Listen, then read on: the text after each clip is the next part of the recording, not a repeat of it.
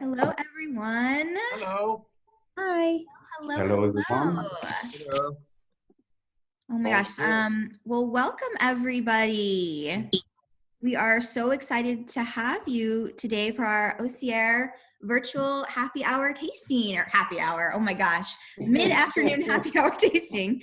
I'm Dana Bruno. Some of you may know. I see lots of familiar faces. I know some of you have joined our previous tastings with Deanne Lamont with Legend Lafitte, as well as Caro with Philippe Rollet. So we're so happy to have you back, and for the rest of you, welcome. It's so good to connect. I know many of you spend your whole lives on Zoom now. I'm there with you, so we really appreciate your time. Spending an hour with us to talk all about Languedoc. With that, I'd like to introduce some of the people on the call. We've got Susan-Ann Cosgrove, Vice President of Marketing and PR for Taub Family Selections. We also have Cedric Villar, Portfolio Director for Taub as well. And of course, the man of the hour, Estate Manager of OCR, Olivier Richard. So together, we're going to lead you through these 4 fabulous wines that you have in front of you today. So let's breathe in, breathe out, and let's kind of transport ourselves and our taste buds to Languedoc. Olivier, how about you start off by telling us a little bit about yourself, a little bit about the estate, and I'll kind of let you take it away. Okay, great. Thank you, Dana. Thank you, everyone. So happy to be here with you today so that you learn a little bit more about Hosier and all the wonderful wines and the wonderful we have here in the Languedoc. So before I give you more insight about the estate, just a few words about who I am. So my name is Olivier Richaud. I'm French guy, 51, and I'm a winemaker, enologist, and agronomist. Graduated from the Montpellier graduate school a few years ago. I had different. I was lucky enough to get very diverse experience in different places, making different kind of wine. But just to give you an idea, the experience that were the most interesting for me, maybe the 3 or 4 last experience I had. I had the chance to work for a few years with Bernard Magret, the Bordeaux wine merchant and the estate owner. And at that time, I used to be in charge of the supervision of his estates he had outside France. And I spent a few years working with him. Then I moved to Chateau Bechevel in a 4th classified growth in Médoc, in the Saint-Julien area, where I spent 10 years. Enough time to increase significantly the quality and the price of the wine. And then after these 10 years, I went back to university in order to prepare a management degree in connection with the wine business. And this is where I had the chance to get in touch with people from Domaine Baron de Rothschild, and then more specifically at that time, Charles Chevalier, who was still at that time the manager of Chateau Lafitte. And after 6 months of training program, my training program with Charles, they offered me a wonderful position at the project manager and general manager of the very new project the DBR had in China. So I spent 6 years in China creating the Long Tai project whose first vintage, 2017, has been released just 1 year ago. And I think that some people in the US might be lucky enough to have tasted this Long Tai, because I know the harvest, the first vintage was not so big, but I know that few cases were sent to the US. So some of you might have had the chance to taste the wine. Then so after these 6 years, I came back to France, and then I was offered the position as the estate manager here in OCR. So almost just 1 year ago, and this is what I will try to give you more details about now. So. So if you have any question, please do not hesitate to raise your hand, and I will be happy to answer. So before I tell you more about the wine precisely, I just wanted to share a few details about the estate, because you will realize very soon that actually the most valuable assets we have is actually our environment, which is absolutely stunning and wonderful. And you will very easily and very quickly understand the reason why the Baron Eric was struck when he first visited the site. He was struck by the beauty, and he had, according to what he's explained, he had no other choice than buying this estate just because of its stunning beauty. So as you can see here on the map, we have Europe, France, and Auxerre is in the Languedoc region, so in the deep south of France here, where you can see the red spot. And if we get a little bit closer, you can see that we are very close from the Mediterranean Sea, just behind the coastline, very close to Spain, and maybe 400 kilometers far from Bordeaux, so not too far, but not too close, not too far, not too close from the head office, which is sometimes make it very comfortable. So the day you will have the chance to come to OCR, this is the kind of view of landscape you will be able to admire. So the estate is the total surface of the estate is roughly 1,500 acres, but only 450 of this surface is dedicated to the growing of the vineyard. And this is and as you can see, we have organized and set up the vineyard in a way so that we do not have what we call a sea of vineyard, but it's more a kind of mosaic.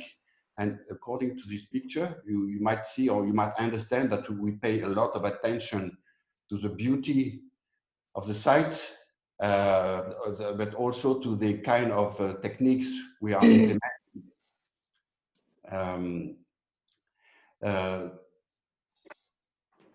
We are 20, so this vineyard were bought by the Baron Eric 20 years ago. So last year we celebrate the 20th anniversary of the Domaine Auxerre being part of the DBR wine portfolio. And what is also important to understand and to know is that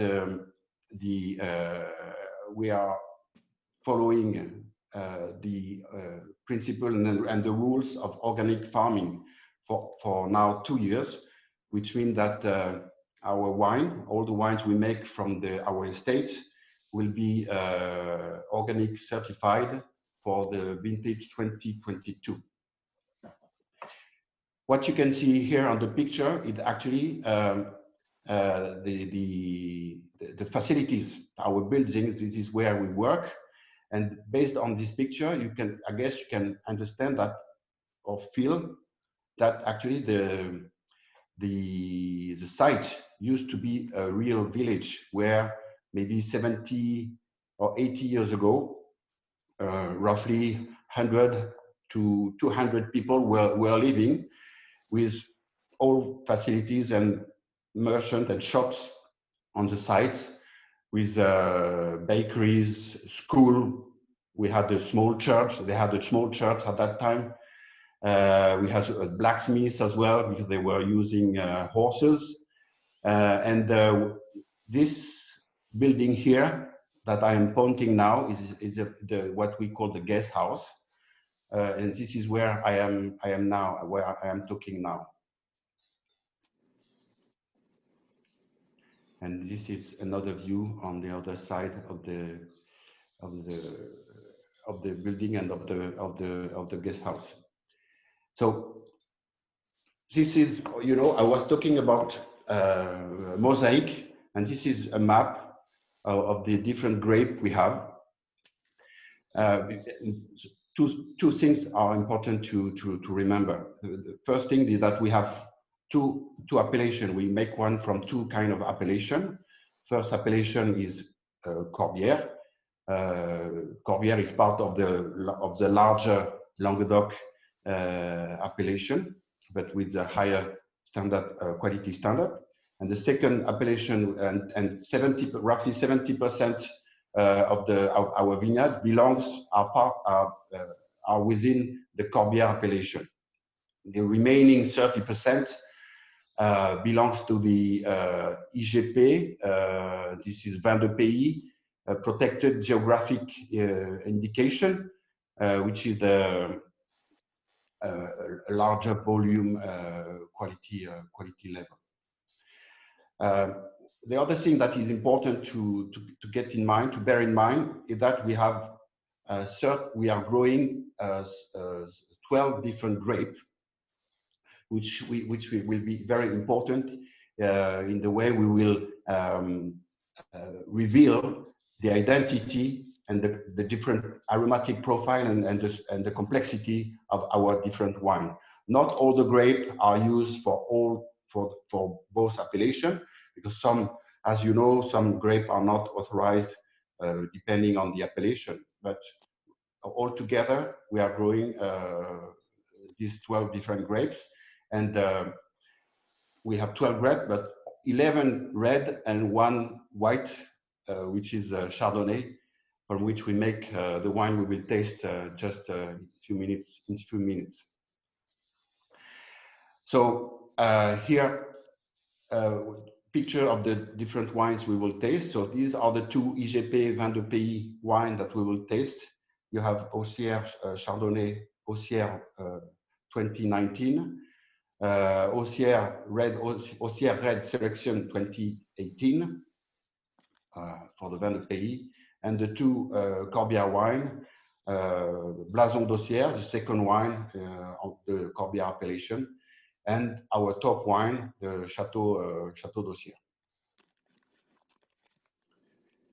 So I will close this, and maybe Dana, I will get you back as the host, because I guess there are people who want to get in.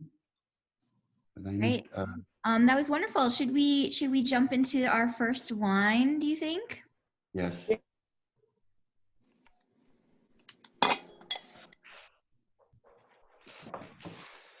So I guess now you're back to the host.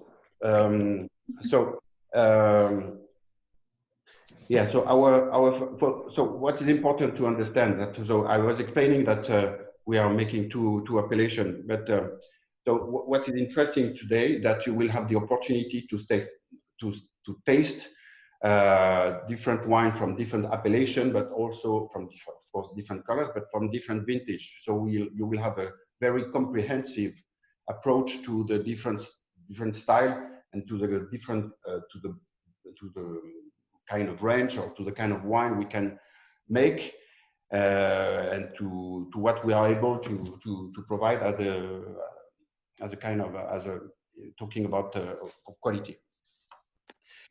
First wine that we have is a Chardonnay, Auxerre White Chardonnay 2019. So these wines are made from our plots, but you have to know that this range, the Vin de Pays, is made in a way so that they are the most easy drinking wine that we have in our range, and in order to assure that we have a very steady quality, we also buy some grape from our neighbors, and so that depending on the year, we manage to get a very steady and very constant quality through the different vintage. The other thing that important to know is that thanks to the specificities of our terroir, we are not so much subject to the difference of the vintage, because we are close to the sea, but the place where we are is called the Fond Froide, which in French means cold spring. So actually, our place is a bit cooler than our neighbors, which means that the site will alleviate the difference of the climate difference depending on season or year and depending on the season. So we will not so much be subject to the change of the weather and of the climate. So which would help to get a very interesting stability in the quality of our wine. So the vin de pays, the IGP range, is made to be accessible with good complexity. But what in my view, what is more important is that we try to make wine that are digestible. My meaning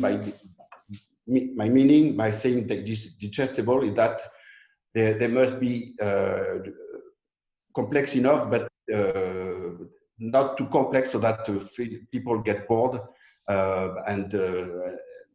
and saturated by drinking this wine. So we have to make sure that we have both the complexity, but the easiness for this wine to be drunk.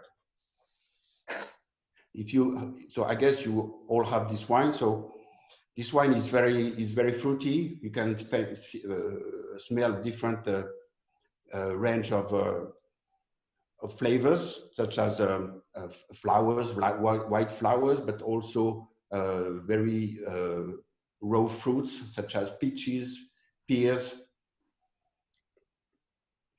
And what is interesting also, thanks to the local condition that we have, is that we managed to get a pretty high alcohol strength while keeping a very good acidity level, which make the wine not too heavy and well balanced. And they're in some way they are making you salivate, and which help also in the way that the wine is easy to drink.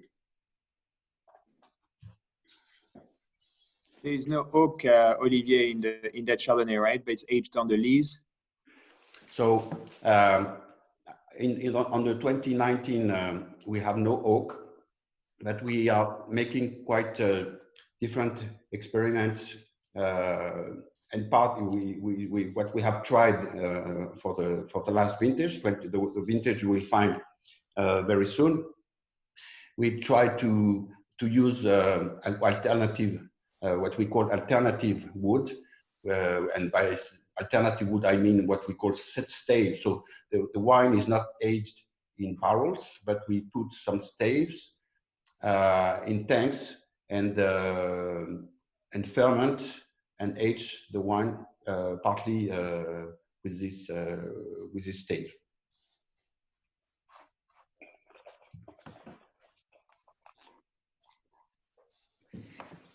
In order to get this very aromatic profile, we do the fermentation at pretty low temperature. So I'm not very familiar with the Fahrenheit scale, but in Celsius degree, we do the fermentation roughly between 15 and 16 degrees, which might be maybe around, I don't know if you are talking in Fahrenheit degree when you are talking about winemaking, but it should be around 59 Fahrenheit. And this temperature allows to get a very fruity, a very aromatic profile in the white wines. And aging as Cedric was mentioning, aging partly the wine on the lees allow the wine to get more volume, to be what we call what I would say greasy, more volume. while still having this acidity that gives this very good balance in mouth.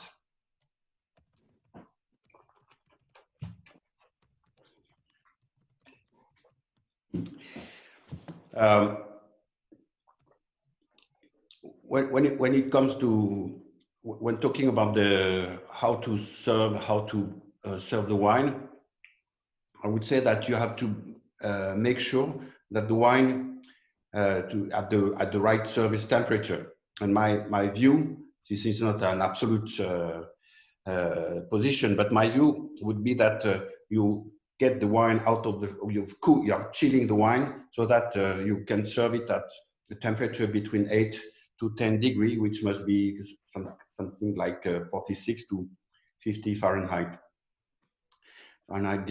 degrees, because you have to make sure that actually the wine it doesn't matter if the wine is a little bit too cold when you open the bottle, because the point is to make sure that when you have the wine in your glass, it warm up a little bit and reach the ideal temperature when you drink it. So what I'm explaining for the white is absolutely the same for the red wine we will taste. So don't be afraid to chill a little bit the red wine so that they reach the perfect temperature, the optimum temperature in the glass. The point is to get the optimum temperature in the glass, or for the people who drink it, but not too early. And pouring and stirring the wine in the glass would allow the wine to breathe a little bit and to warm up quite quickly. So do not hesitate to chill the wine before serving. You can open the white wine just on the moment. No need to allow it, especially for the OCR Chardonnay. No need to have it open too early before drinking. But it's a bit different for the red. So for the red, you can chill them at around 15 Celsius degree, which must be something like 15 Fahrenheit. But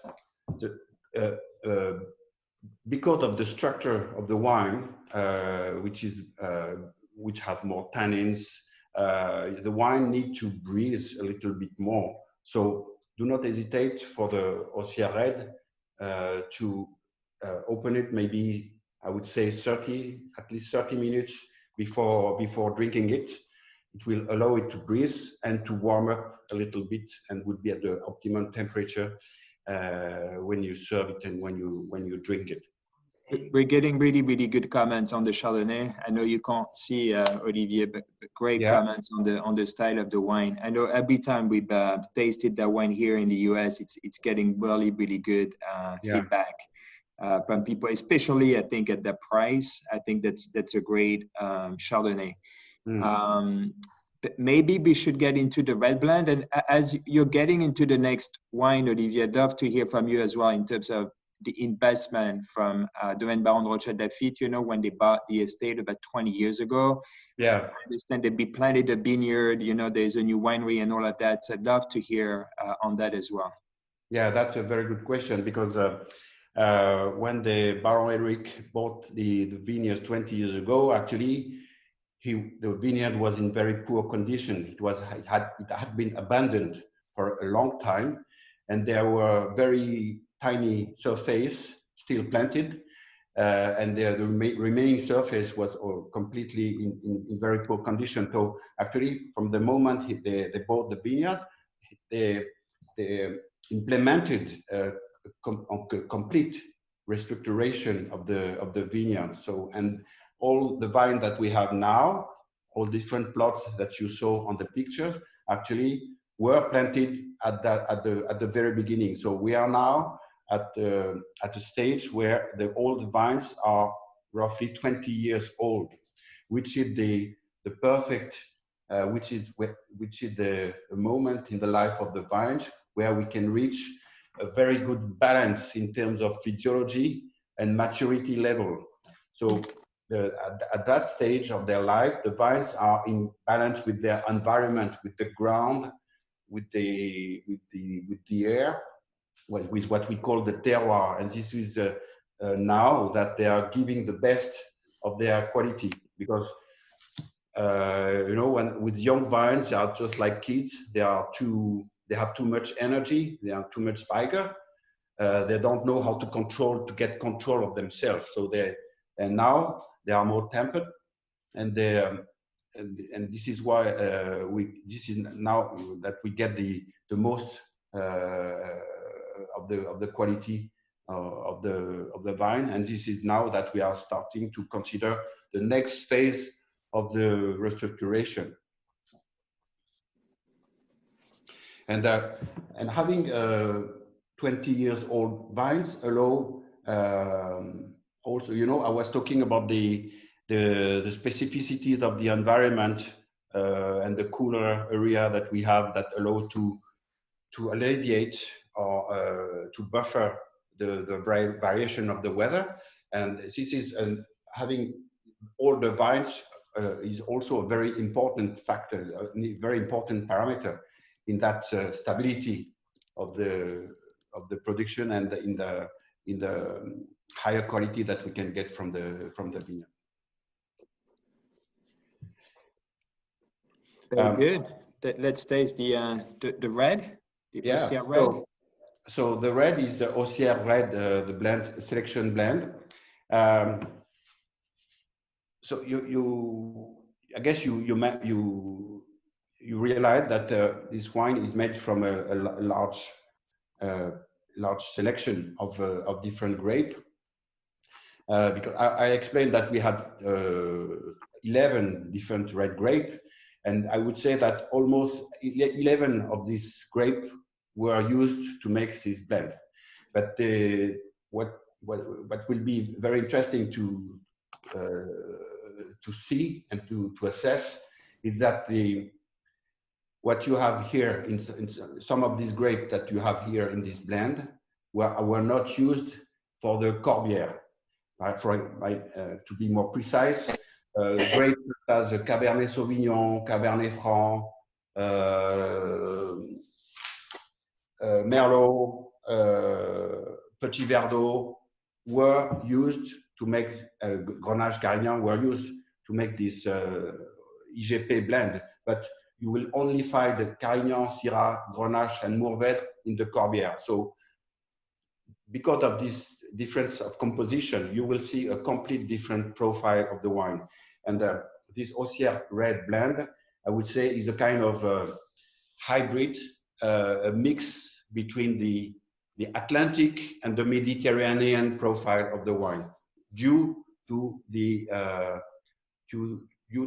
integration of Cabernet Sauvignon and Cabernet Franc, which are by definition grapes that are grown most on the Atlantic side of France. And the idea, the philosophy, the purpose when we are making this wine, this red selection, is very similar to the one that we have for the white. Is to have a very as complex but not too complex wine. It must still be a very easy accessible wine. Olivier, you're talking about the grapes of the red, and Michael was asking about the Marcelon, because there's 25% Marcelon in there, right?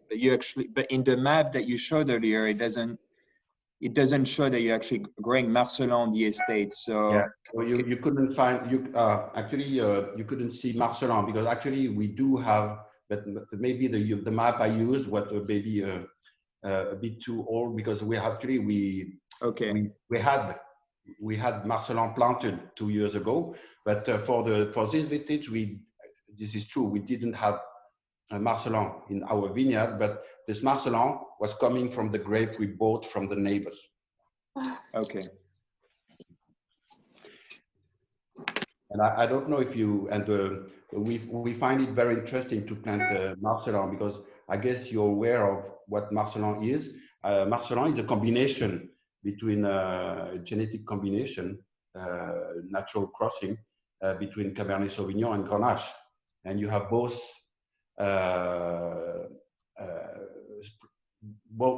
influence. You can find both influence in the wine from Marcelon. I'm sorry, did you say Grenache? Grenache, yeah. Cab and Grenache? Yeah, that's right. And the Marcelin leaves looks like very much like the Grenache. Very bright, small, tiny leaves. Yeah. Oh.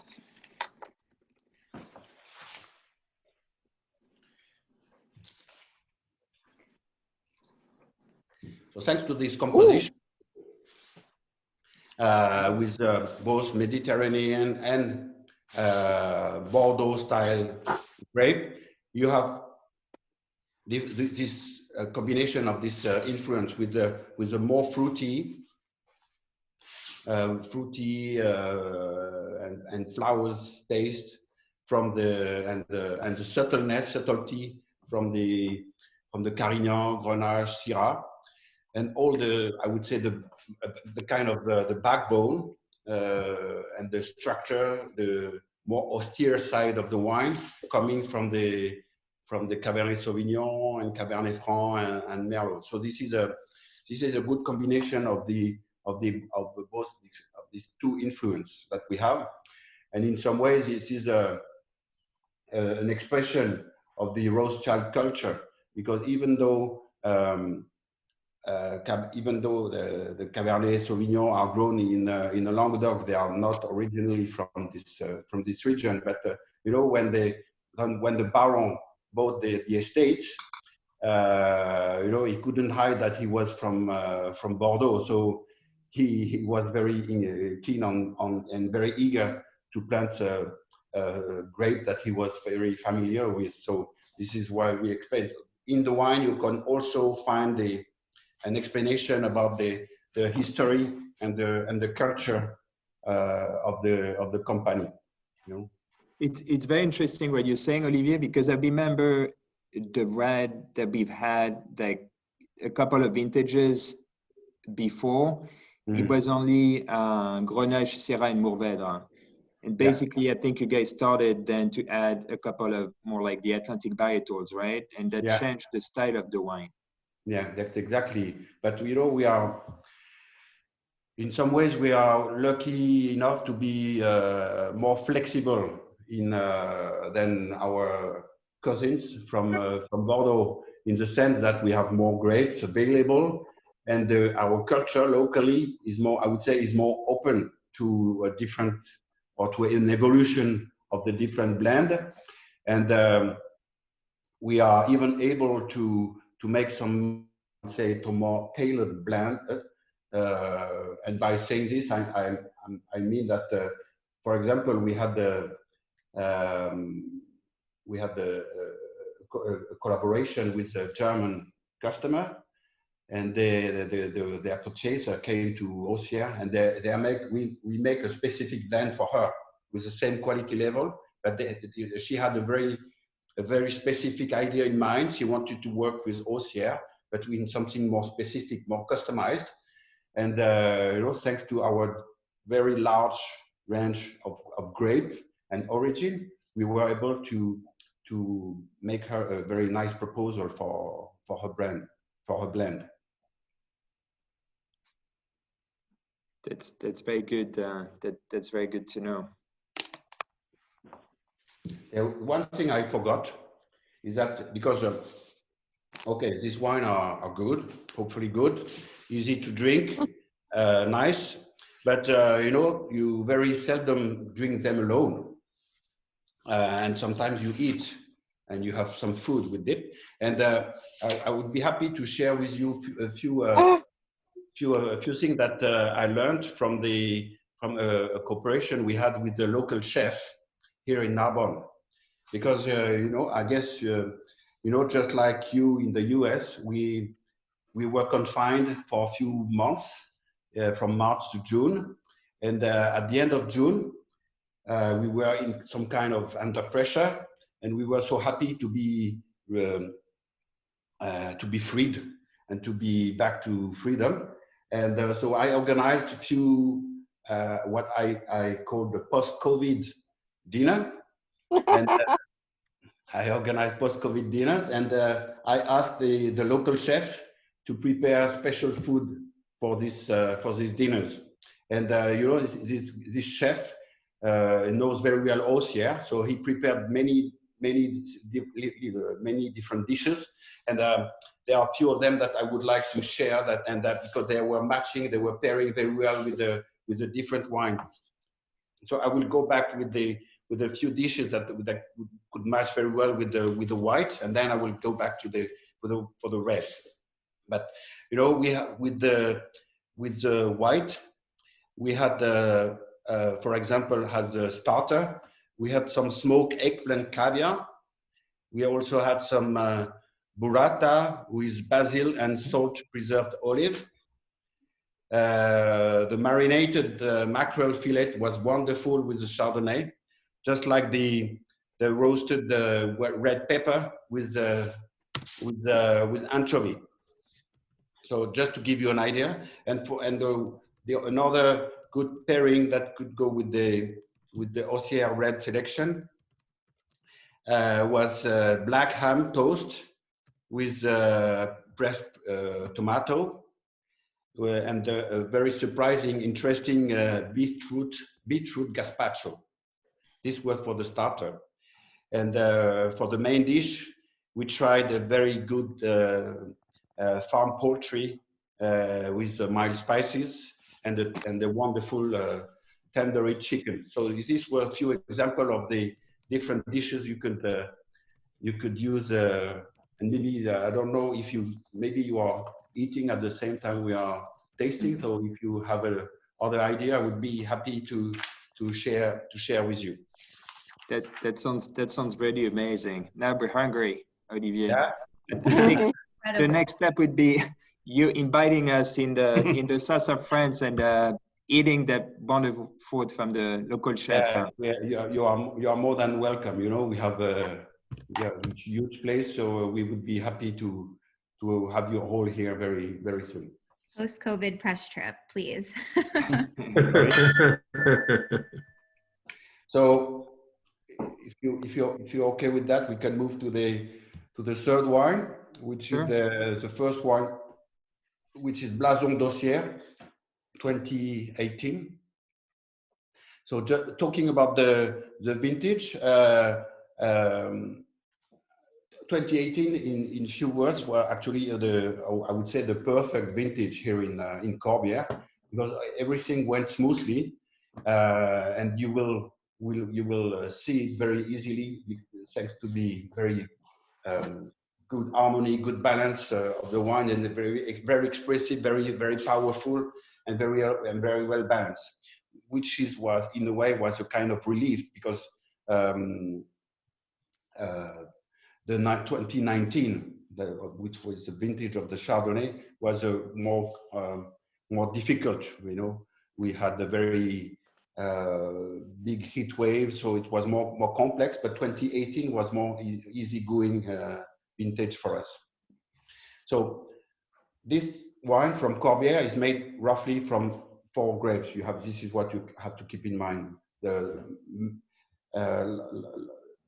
This Grenache, Syrah, Mourvèdre, and a little bit of Carignan as well.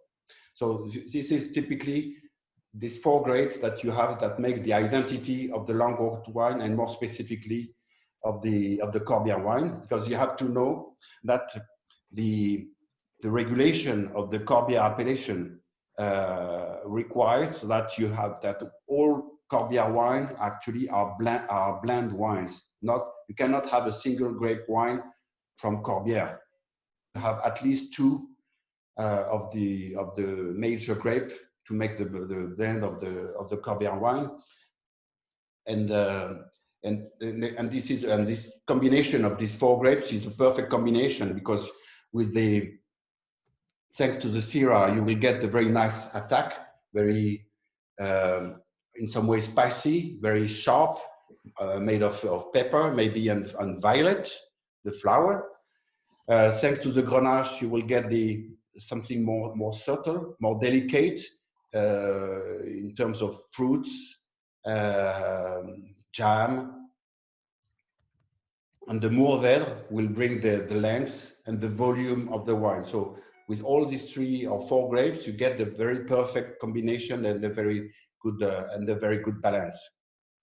And you can see, I guess, you can smell that the wine is more powerful, more complex, more expressive.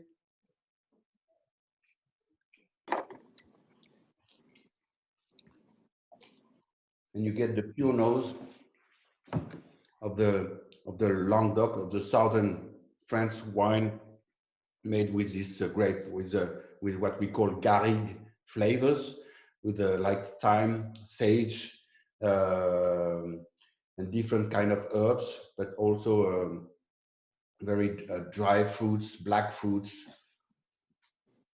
Yeah, that you can almost get the garrigue in that wine that transports us to the region, right?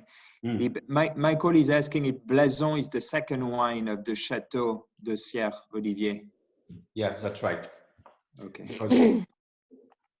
And how long has Corbière been an appellation? Oh, it's one of the oldest appellations in France. It must be more than I would say 70 to 80 years. Okay. And what is interesting about the difference between the 2 wines from Corbière is that, you know, I was mentioning that we were tending the vineyards according to the principle of the organic farming.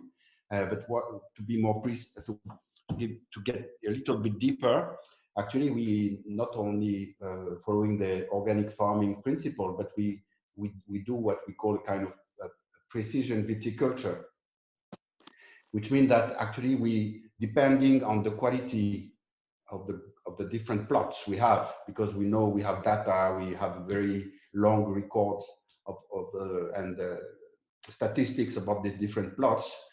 We tend the vineyard and the different blocks in a very specific way, so that we get the best quality possible from the different grape. And we know statistically that we have roughly, I would say, 50 hectares plus among our Corbière area that can make almost every year blend of batches that will get into the blend of the chateau, and the remaining Corbière plots will be used to make the blend of the Blason. So composition, then the blend might be similar in terms of grape, but the quality, depending on the plots where these grapes are coming from, is totally different. And we process these different grapes in a totally different way. We are not only tending the different plots in a different way, but we are also processing them in the cellar in a very specific and different ways. And we're getting a lot of great comments about this wine as well. Great value and balance. This is a barbecue wine for me here in KC. Yeah, that's totally right. That's totally right. This is a great wine for $20. It has a nice backbone to all of the black and blue fruit. The acidity balances that out and keeps it from being flat. And the ripe blackberries with plum skin, yum. Just a lot of great. You guys have, this is amazing what you guys are saying. And we had one other question from Katie. What has the 2020 vintage been like? Oh, 2020 was quite complex and gave us a little bit of headaches, because it was very untypical in the sense that we didn't have more rains, but the distribution of rain through the season was a little bit different, and we had a little bit more in the early season during spring, which had quite an impact on the disease, on the influence of the disease. So we had in the end we have a pretty low yield in 2020, but luckily enough, the quality, we have less volume, but the quality, we have more quality. This would be the conclusion of the 2020 vintage. So yeah, very low yield even not only on the Corbière area, but also on the IGP area, where normally the authorized yield are higher, but roughly on the average, you get the same yields on both appellations. Michael is asking if those 4 blends are always in the Blason de Sierre and the Château de Sierre, or does it depend on the vintage? Oh, it might depend, and I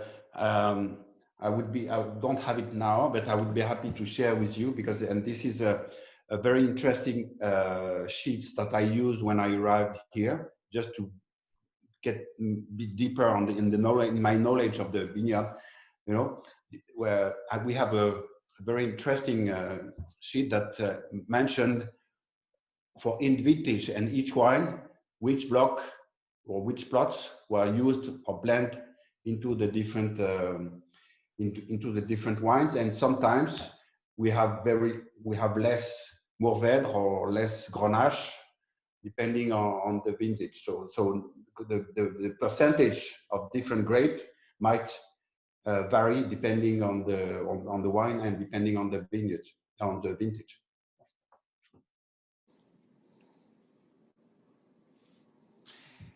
For the Blason, because of the structure, because of the volume, and because it's wine that has spent quite some time in the bottle before you open it, the wine that need to breathe a little bit more than the previous wine we tasted. So do not hesitate, I would say, to open it maybe up to 1 hour before drinking it, just to allow it to breathe a little bit. And if you don't have a decanter, you can use just an empty bottle and just pour it and have it back in the initial bottle. Just this would make it quicker without harming the wine. So here I just opened it 1 hour before we started the tasting, and you know, it's now very open and shows very well, and it's at the minimum temperature.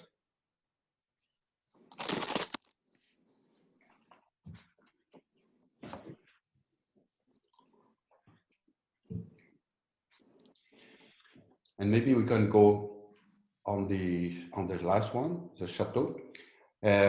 So maybe you can see what I did for the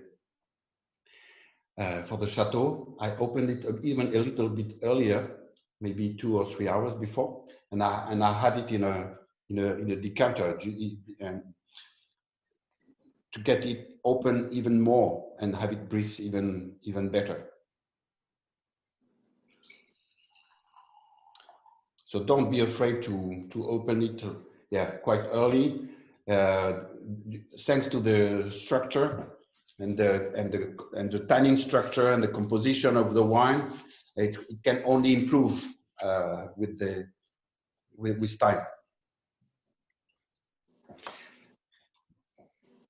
The 2 Corbière wine that we are making are the 2 wines that are partly aged in barrel. Blason de Sierre is 10% of the wine is aged in barrel, and we have new oak, 1 vintage oak and two vintage oak, and the rest of the wine is aged in tanks or or with staves in tanks, but totally only 10% in barrels. It is a wood, and the proportion of the wine that is aged in barrel for the Chateau reach almost 50%. And just like for the Blason, we have within this 50%, we have 1/3 of new oak, 1/3 of 1 vintage oak, and 1/3 of two vintage oak. The point is to really get the perfect balance of the wood, because our purpose is definitely not to get an oaky, an over oaky taste in the wood. For us, the ideal oak aging is when you cannot feel it, actually, because the wood is here to support the wine, to make it more complex. But you shouldn't, in our view, you shouldn't smell or feel too much the oak. Yeah? You know, this is not. We used to joke. We are not making an oak infusion. This is so yeah. So this is just a matter of proportion and length of the aging. And these two wines are roughly aged for approximately a bit less than a year for the Blason, and slightly 12 months, or a bit more than 12 months for the Chateau d'Ossière. If you are tasting the two Corbière wines at the same time, I guess you might feel that you still have the same DNA, the same identity, the same aromatic profile, but the big difference is the concentration, the volume, and the power of the wine.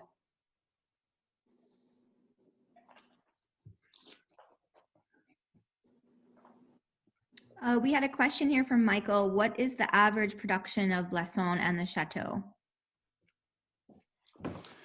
The average production for Chateau is 10,000 cases. And for OCR, it's a bit more. It can be depending on the vintage between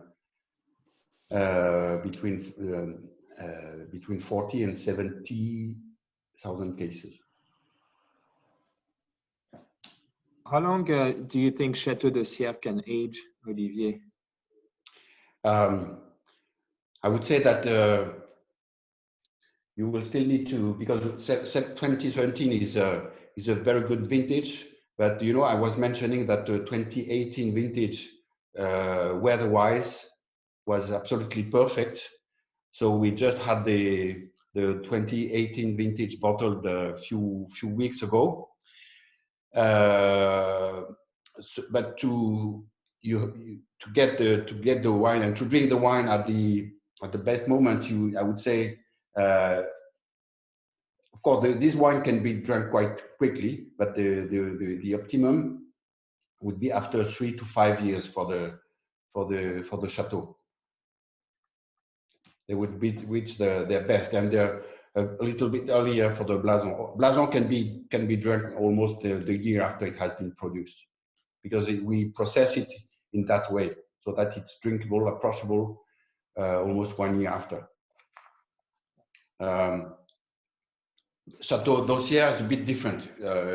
You could drink it, but you would feel that it's still a little bit harsh, not softened enough, a bit dry because of the tannin that are not round enough, because it hasn't aged long enough.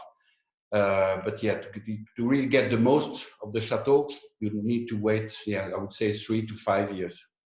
So would you say that those wines, Olivier, are they your typical wines, you know, from the Corbière appellation? Do you have the style as well from like Domaine Baron de Rothschild Lafite, like an influence maybe in the style of the wine? I would say that we are in the standards of the appellation, that's for sure. And for the Chateau d'Ossière, I would say that we are among the best Corbière wine that we can find. Not only quality, not only price-wise, but quality-wise as well.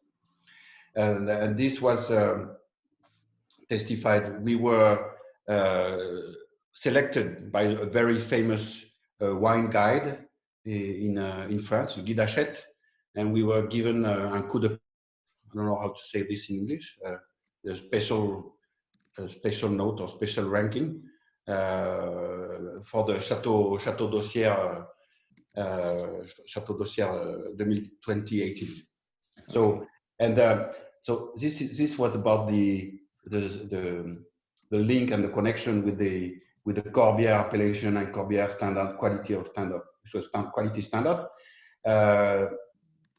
Talking about the inheritance of the Rothschild culture, I would say that yes, but we don't want to make Bordeaux wines. We are very eager to develop and our and to develop the identity, but the local identity of the wine. This is a huge, great advantage for us to be part of the Rothschild, the Domaine Baron de Rothschild group, because it brings us so much, it makes things so much simpler in some ways. But the point is not to replicate Lafite. We are not making Lafite here in Languedoc. That's for sure. And that maybe one day we will challenge Lafite. You know, there must be. You know, we have great expectation. We have great expectation because we have a wonderful site. Languedoc, and more specifically Corbière, is an extraordinary place where I would say, technically speaking, almost everything is possible. We get into the organic conversion just to make sure that the conversion to organic farming were official, but we were doing it for many years already. So this was just a way to be able to communicate, because it's easier to communicate when you have an official recognition from a certified organism.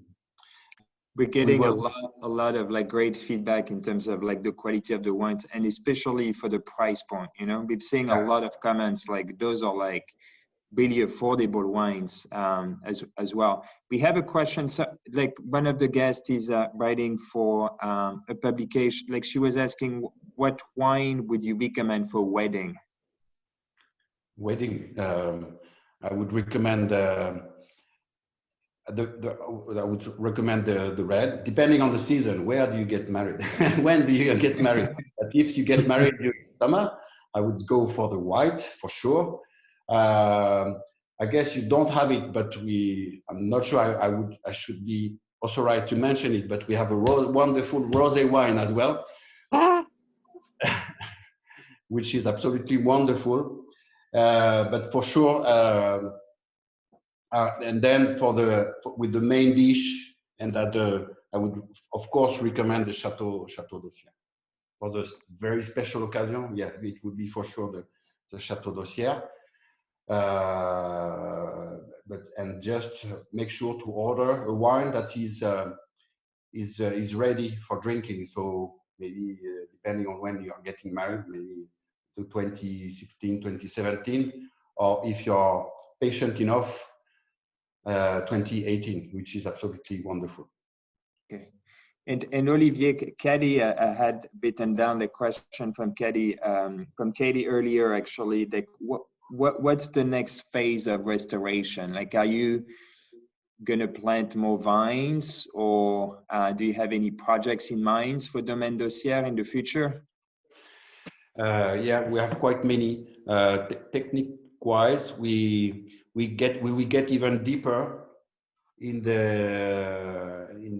what we call the organic farming, in the way that we are organized and to be able to no longer use any fertilizer, in the way that we will sow very selected and specific seeds in our vineyard during fall, so that we have very what we call green fertilizer, so that we will help our soil to be naturally fertilized by the different culture, the different cover crop that we have grown in our vineyards, because we are convinced that we have to pay much more attention on the soil. Soil is the reservoir for nutrition and water, and by doing what we are doing with the green fertilizer, we will help the soil to get a better structure, to get a higher level of organic matter, and to be potentially a larger water reservoir. And this is really one direction that we want to explore, because this is absolutely an inescapable challenge for the coming years, in our view. Then we have many ideas to try to explore and to get it deeper in all the different potential that we can get from our vineyards. And we experimented a very old, very traditional process from the region, which is what we call carbonic maceration, and which had been forgotten for many years, and that we rediscovered this year. And the carbonic maceration is actually a way to ferment the wine, to vinify the wine, actually in a very simple way, because actually you put the whole benches into the grape without sorting them out. So the whole benches, complete full benches, into the tank, and you just close the tank and you wait. And the difference with the traditional way of fermenting the wine, because the classic way is to crush the berries and have the fermentation in a liquid. Here with the carbonic maceration, the fermentation will happen within the berries in a very specific condition, in condition saturated with carbon dioxide. So this will provide the wine with a very specific and unique aromatic profile. And this is what we have experimented again on 2 different grapes, with Shiraz, but also with Carignan. And we were absolutely amazed at what we got. And this would be a way for us to explore new ways of getting even deeper in the real identity of the OCR estate. And we will try new grape as well. You know, because we were mentioning Marcelin, but until now the Marcelin we got in our blend of the Ocean Red were grapes that we bought from our neighbors. But starting next year, we should have our own Marcelin. So the Marcelin we would have take care of all the year long, so that we know perfectly, and that we can get into the very precise point, very precise quality level that we want to reach, get the ideal condition for the wine. Thank you, Olivier. Thank you so much. I don't think we have any, I know we're going over here, guys. Thank you for sticking with us. We don't have any more questions. You know, all of you, thank you so much for joining us today. We just so appreciate your time. And yes, cheers to all of you. Thank you again. And thank you, Olivier, so much. That was wonderful. It was my pleasure. Really, I was so happy, honored to have to be able to be given the opportunity to show this wonderful wine. And I was very impressed because I had the list, and I was very impressed by you all guys. Coming from all these different places in the US, and thank you for your time. And I hope you enjoyed this tasting. Thank you. Thank you. Thank you, everyone. Yeah. Have a good rest of your day. Thank you, Olivier. Rest of your day. Stay safe. Bye. Au revoir. Happy holidays.